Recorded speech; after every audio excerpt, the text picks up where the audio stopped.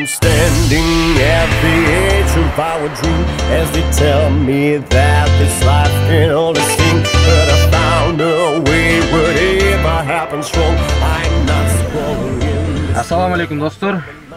Жайдын аптаптуу күндөрүндө жалпыңыздарга ысык салам айтуу менен бирге бүгүнкү шоу кесип алгачкы эфирибизди баштадык. Бул долбоор Москва шаарында алгачкы долбоорлордун бири. Айта кетсек, бул долбоордун аталышы Автомикс деп жатабыз. Бул долбоордун аналогу Кыргызстанда бар.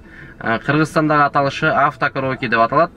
Эрмек Байкебиз аны башкарып жүрөт. Москвада биз эмне максатта ачууну чечтик? Москвада жашаган мекендештерибиздин жана өнөрлөрүн ийгиликтери менен сиздерге бөлүшүп турууну чечтик. Андыктан биз менен болуңуздар. Анда эмесе бүгүн бизде алгачкы конок Жылдыздын жылдызы Жылдызбек Мырзакасимов менен болмокчу.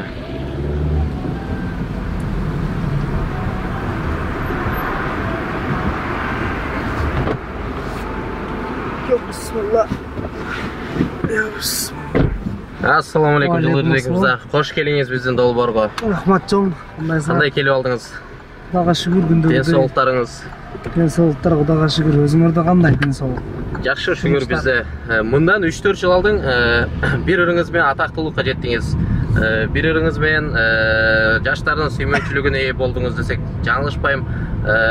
Сүйгөнүм качан жолугам деп жүрүп жолуктуңузбу деги? Сүйгөнүм качан жолугам деп жүрүп жолугуп калдым го. Жолугуп калдыңыз.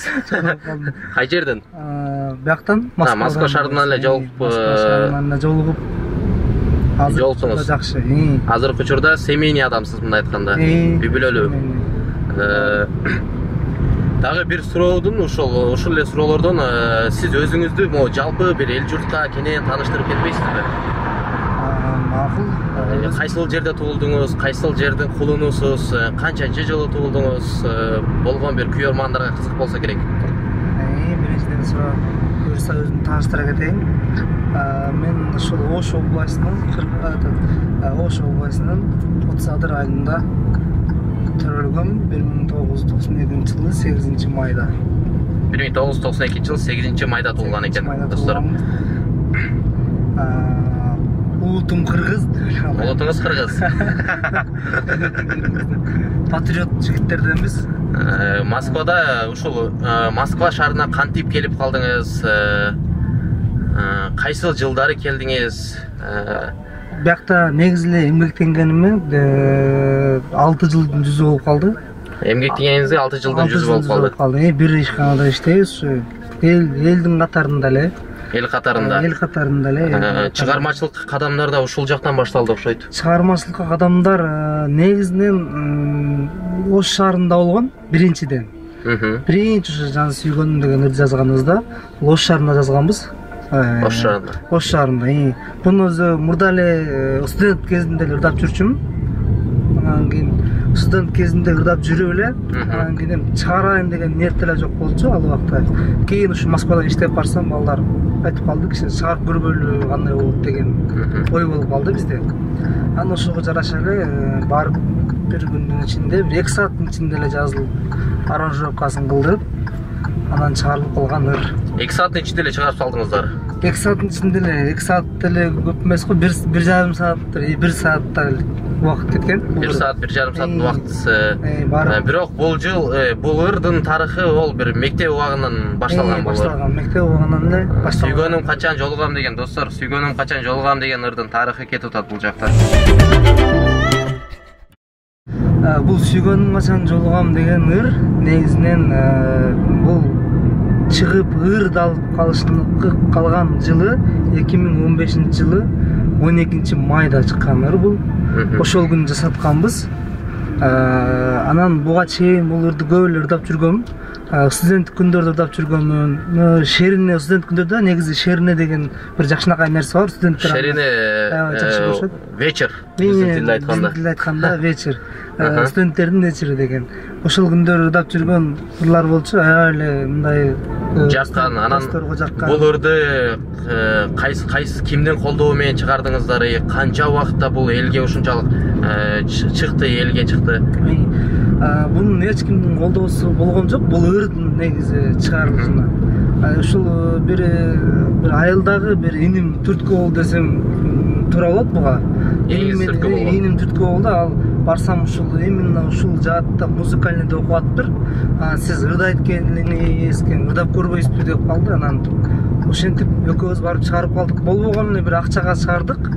Буну көп деле если сыр болбосо ушу канча акча кетти ушул ырыңызга? Сыр болбосо. Эгер 2000 сомдой акча кеткен. Кыргыз сомуда, Кыргыз сомуда. Доллар менен айтып коер эле эми калгандарга. 2000 доллар. 2000 доллар. Эми өзү ырдын негизи жазылышына 2000 сомдой убакыт кеткен.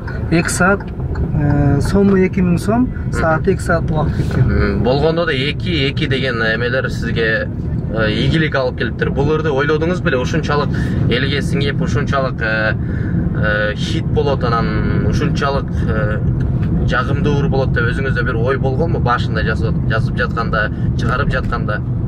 Жок, биринчиден андай сезим, мындай сразу эле мындай жакшы абалга алып келет мени, ушунчалык элге таанытат деп эч качан ойлогон эмесмин. Бул ырды чыгарганда бир кызыктуу окуя болгон. Эч качан мен бул ырды чыгарып алып мен ырдадым дегенден уялгам, биринчиден айтканда. Анан ушул биринчи эле жалгыз эжем бар. Ал убакта семейный элеңизби? Жок, ал убакта бойдок болчумун. Бойдок. Бул жүргөн убакта, ошол ал убакта жүргөн убакта жалгыз эле эжеме көрсө уузгам. Эжем улар кандай болуптур депчи. Анан эжем бишикте турчу. Мен ошто турчумун. Анан Ошбек жолуна чыгып жатканда биз анда степ деген машиналар азыр деле ошондой убагы. Популярдуу каттаган степ деген степ вагон деген немелер бар. Эме деп койбойсузбу? Степ газ 24 коюп. Ошол элдин сүймөнчүлүгүнө арзыган машина десем. Элдин сүймөнчүлүгү. Ошол машинада баратып. Ошол машинада баратып биринчи уузганым шофёрго деп койбойсузбу? Шофёрго эле уузган эмесмин. Ошодо биз курактуу эле балдар кетип аткан. Ошолордон сурагам, могур кандай болуптур? Мен досум ырдаган деп, өзүм ырдадым деп. Өзүңүздү реклама кылган жоксуз. Досум деп койдуңуз. Досум дедим. Деп айтсам алар айткан эми романтика бир өзүнчө эле кичине эле уйка сөздү ырдап эле азыр ырсылар көбөйүп кетти деген сөздү кылышкан алар мага. Ал мен деле ал мырзалар бул ырдын дамын сезишпептир да. Дамын сезишкен эмес, өзүм деле дамын сезген эмесмин. Өзүңүз эле мындай сүйүүгө берилип, сүйүүдөн жапа чеккен жаштардын жүрөгүнө жаралаган ыр чыгаргансыз. Өзүңүздө ушундай учур болду эле? Сүйүп калып.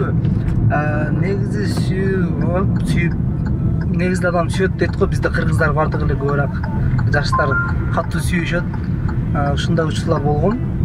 Негизи бул ырдын сөзү ушунчалык келип бүгүн мына немеде түз эфирде чыгып атабыз, элге неме кылып. Ушул бир сырдаша кетейин. Бир сырда. Силерден жашырбай. Бул ырдын сөзү ошол мен жактырган кызга тийиштүү болгон. Бул ырдын обону гана мага таандык. Ал сөзүн мага арнап жазган бул кыз. Ошо мен жакшы көрүп жүргөн кыз. Биз Браво деген киносун көргөнбүз Нурлан Айсиптен.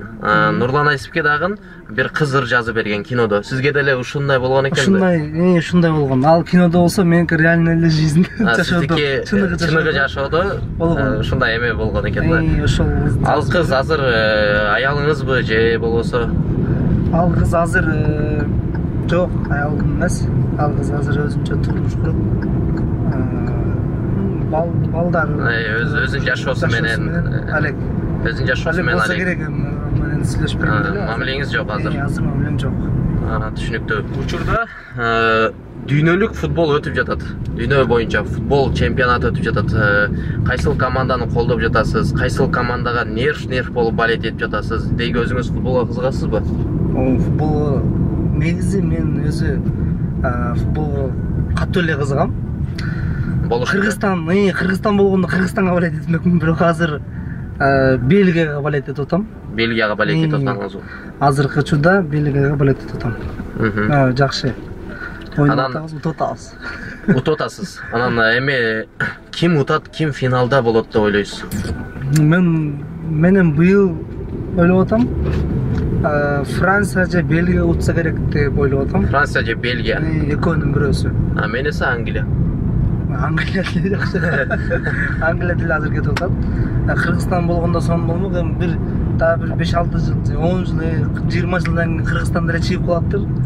Үмүттөбүз. Кыргызстан мировой турнирде кетип атат уже. Мировой турнирден өткөн болсо, буйруса дүйнөлүк чемпионатка дагы ээлешип калат. Насип этсе Кудайым. Буйруса, Азамат Байматовго ийгилик каалайбыз. Кыргызстан курама командасына ийгилик каалайбыз бул жактан. Негизи бардыгына ийгилик каалайбыз. Кыргыз элине. Достор, легендардор Жылдызбек Мырзакасымовдон сиздер үчүн сүйгөнүм качан жолгам. Сиздер үчүн болсун. Жагымдуу чыгарма, жандуу үн. Чогуу ырдайбыз, чогуу бийлейбиз,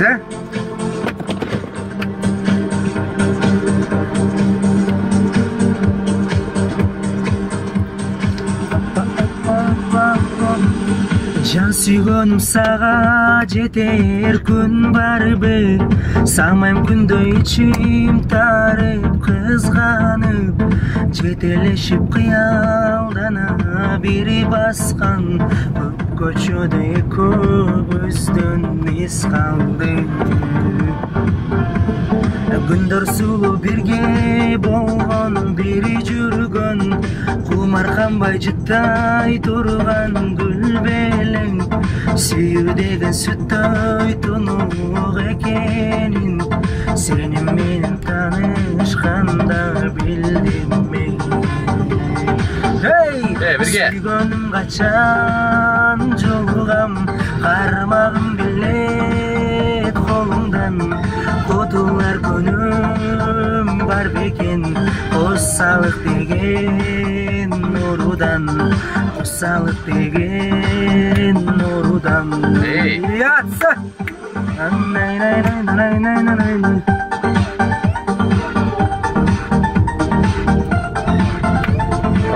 Бирге достор, Жылдызбек Мырзакасымов бизде конокто достор.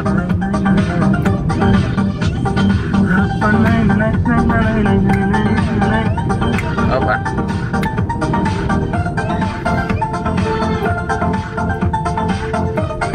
Сиздер үчүн сонун чыгарма, 1, 2, 3, кет. Ар көчөдө экөөбүздөн эс калды, ары бери өткөн селки кыздардан, салыштырсам сага окшобой эч бирөө, сагынычтан жүрөк ооруп сыздады. Сүйгөнүм качан жолугам, кармагым келет колуңдан, кутулар күнүм бар бекен, кусалык деген нурудан, кусалык деген нурудан.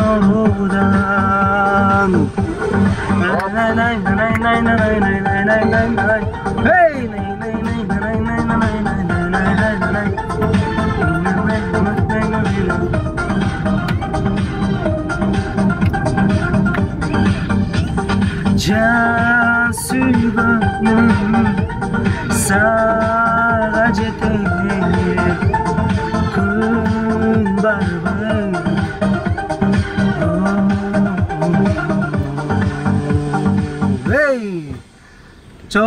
Чоулар достор, Жылдызбек Мырзакасымовдон Жан сүйгөнүм чыгармасы эң бир мыкты чыгармалардын бири. Чоулар. Анан ушул эле ырдап кетип атып, нананай дейсизби, эмне дейсиз? Ошондой. Ал ырдап барып эле же биз укпай калганбызбы? Жок, болчу андай, импровизация деп коткан. Ошондой, Ошондой сыяктуу. Нананай. Чоулар достор, дагы бир рет. Жылдызбек мырза, сиз менен бир чакан оюн ойнойбуз. Ал оюндун шарты ооба жок деп эле жооп берүүгө тийиссиз. Макул. Анда эмесе баштадык. Уктап жатып коңурук тартасызбы? Жок. Кыргызстандын кимини толук билесизби? Ооба. Second hand'тен кийинип көрдүңүз беле? Ооба. Өзүңүздү Самат Уланбековдон бийик сезесизби? Жок. Спорт менен машыгасызбы? Ооба. Кой сойгонду билесизби? Жок. Тамеки тартасызбы? Жок. Музыкадан билимиңиз барбы? Жок. Уурулук кылып көрдүңүз беле? Жок. Жылдызбек, Арыктачы дегендер барбы? Жок, андай. Андан эмесе Жылдызбек ырдабай эле койчу дегендерчи? Бар. Гүлзат Мамытбектин видеолору сизге мотивация береби? Мотивация жок. Башка ырчыларга ичиңиз күйөбү? Жок. Дипломуңуз барбы? Диплом бар. Атактуулук менен иш бүтүрөсүзбү? Азаматсыз. Достор, атактуулук менен иш бүтүрөт экен, абайлаңыздар. Жылдызбек мырза, ошол жалпы элдин эле суроосу болсо керек. Бир суроо берип кетейин. Чыгармачылыкка келгениңизге эмне түрткү болду? Же болбосо үй бүлөңүздөн бирөө жарым чыгармачыл инсандарданбы?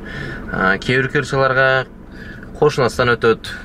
Кээ бир ырчылар через телевизор аркылуу же болбосо бир залкар ырчыларды көрүп чоңоюп анан ырчы болот. Сизге эмне түрткү болду ушу чыгармачылыкка келишиңизге? Негизинен чыгармачылыкка аралашып калышыма, негизинен ырдап калышыма бул чоң атам себепкер болду десем болот. Чоң атам ушул бир аябай эле бир биздин үй бүлөдө сонун ырдаган бир киши болчу. Эң сонун голосу бар, эң жакшы ырдаган ошол чоң атаман жокто деп ойлойм. Ошол чоң атамдын ырларын угуп жүрүп, чоңоюп, ушул чыгармачылыкка эми аралашып калдык десем болот. Чоң атаңыздын ырларына ырдап жүрүп, угуп жүрүп, анан чыгармачылыкка ушул жактан аралашып калдыңыз. Ошон үчүн аралашып калдым окшойт деп ойлойм. Чоң атаңыздын илгерки бир ырлардан бири эсиңизде барбы? Азыркы учурда бир ырдап кетпейсизби? Жалпы көрөрмандарга, күйөрмандарга, кыргыз элине деги бир ырдап кетпейсизби? Бир куплет же болбосо бир эки куплет болсо дагы бир оштун тили менен айтканда бир шиңгел. Бир шиңгел, өзүнүн тилимен айтканда, макул. Ушул чоң атам ырдап мага үйрөткөн ырларынан ырдап берейин. Анда сиздер үчүн бул ыр менен мен негизи бул Курманбек ыры. Бул ыр менен 4-класста Ош областында 1-орунду алгам. Ош облусу боюнча ырчылык боюнча эме өткөндө сиз Курманбек айтышы өткөндө 4-класста эскерте кетем да муну. 1-орунду алгам. Ошолорду сиздер үчүн ырдап кетейин анда. Эскерттик анда. Курманбек ыры Жылдызбек Мырзакасымовдон достор. Музыкасы жок эле жанды ырдап кетейин. Куан карга дегенде, куан карга о, куан карга о, куаласа конотко дуалдарга эй, эрте менен сайраган ала карга о, барсаң салам айта бар балдызыма о, жакшы кош ыйласын жалгызына ой. Курманбектин мингени байтал болду эй, чуу дегенде баштаган шайтан болду эй, Ушундай бир ушул жерлери гана эсимде калыптыр. Чоң атаңыздын чыгармаларынан ушул жерде бир эсиңизде калган калыптыр, Кол чабуулар достор. Курманбек ыры Жылдызбек Мырзакасымовдун эң бир сонун чыгармачылык аткаруусунда. Азыркы учурда Жылдызбек мырза, сизден сүйгөнүм качан жолугам дегендей ырларды укпай калдык. Чыгармачылыктан алыстап кеткендейсиз. Учурда эмне менен алексиз? Анан алдында кандай пландар бар сизде? Учурда эми буюрса, азыр бала карап атам десем болот. Үйдө. Нянкамын деп коеюнбу? Алле айтып, репетиция кылып турасыз. Алле айтып, голос тоңдоп турабыз репетиция. Достор, Жылдызбек Мырзакасымовдон Жаралдар жүрөк. Сиздер үчүн жаңы чыгарма жаңырып кетсин. Жаралдар жүрөкүм, эч ким жүрөгү жараланбасын. Барыңыздар, бактыңыздарга жетиңиздер.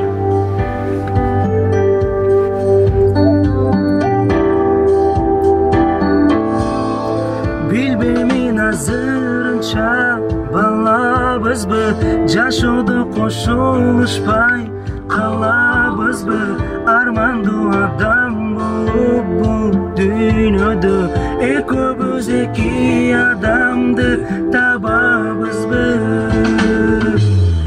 алыста сенде жүрөмүн жарадар менин жүрөгүм саргайып сени көп ойлоп жанымда отко күйөмүн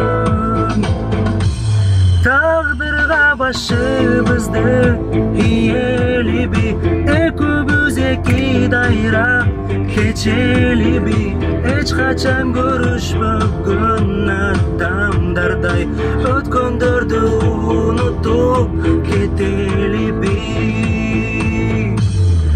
алыста сендеп жүрөмүн жарадар менин жүрөгүм саргайып сени көп ойлоп жанымда отко күйөмүн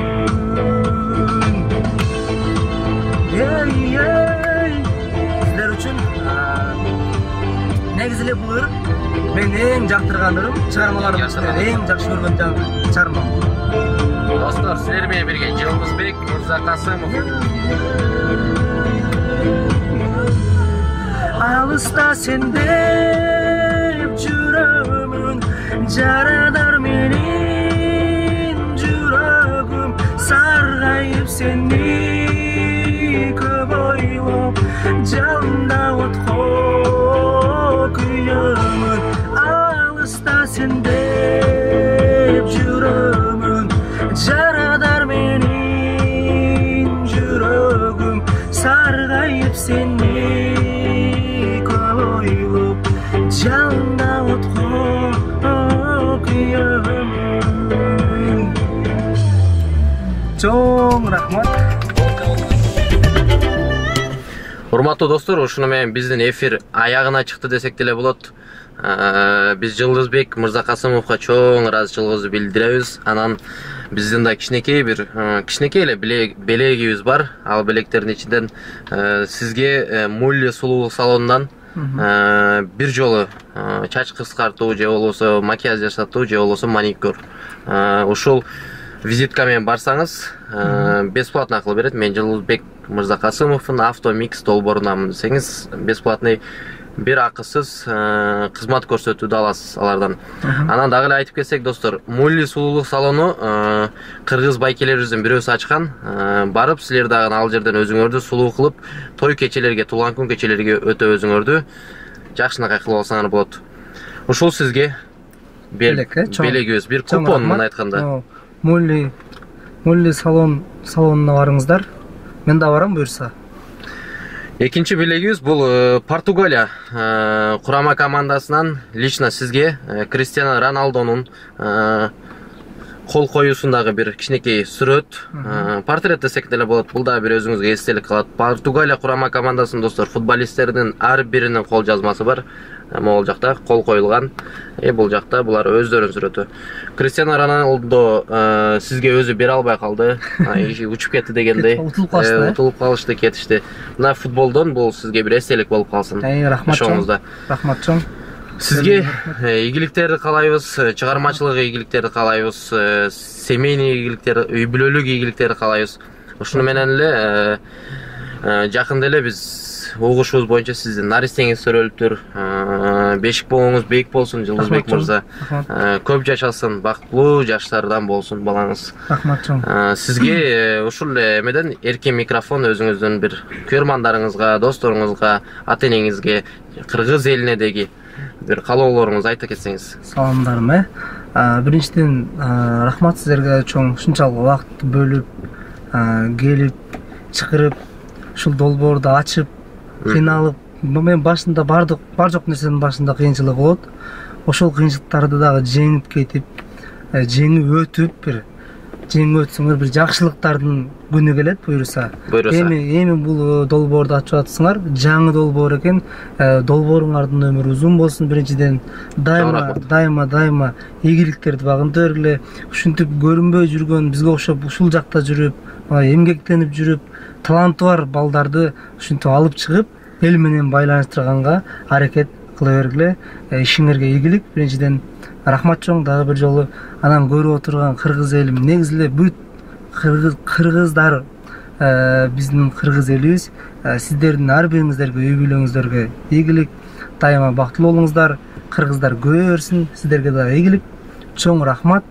Авто Микс программасын көрүңүздөр. YouTube каналынан буюрса жакында чыгып калат. И подписаться этип коюңуздар. Ооба достор, Авто Микс долбоору YouTube каналында Акимов S Life каналына кошулуңуздар. Instagram баракчаларыбызга жазылыңыздар. Биз сиздер менен эң жакшы, эң мыкты, эң эксклюзив эфирлерди жана долбоорлорду сунуштап турууга аракет кылабыз. Сиздер менен Абай Акимов болду жана Жылдызбек Мырзакасимов болду. Достор, көрүшкөнчө сак саламатта болгула. Кошулушпай калабызбы, армандуу адам болуп бул дүйнөдө. Экөөбүз эки адамды табабызбы. Алыста сенде